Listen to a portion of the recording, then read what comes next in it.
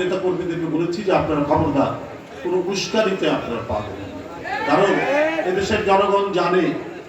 আর ইসলামের যুদ্ধের জন্য যদি কারো অনুভূতি থাকে সেটা তো বিএনপি। বাংলাদেশের সংবিধানে কে আল্লাহর নাম বিসমিল্লাহির রহমানির রহিম সংযুক্ত করেছিলেন? তিনি জিয়া রহমান।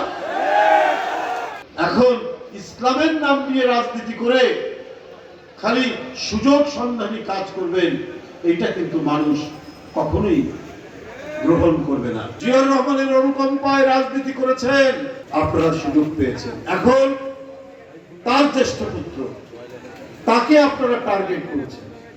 বুকপিট বলে আপনাদের কিছু নেই। জিয়া রহমানের অনুকম্পায় রাজনীতি করেছেন।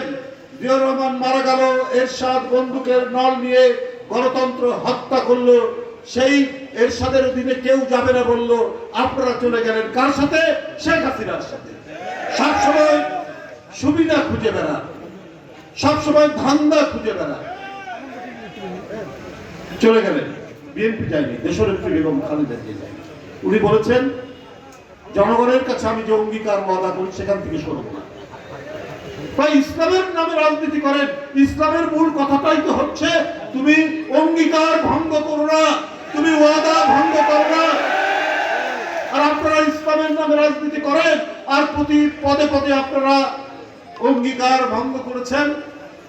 আপনারা আপনাদের ছাত্রদেরকে দিয়ে বিভিন্ন লেখালেখি করছেন।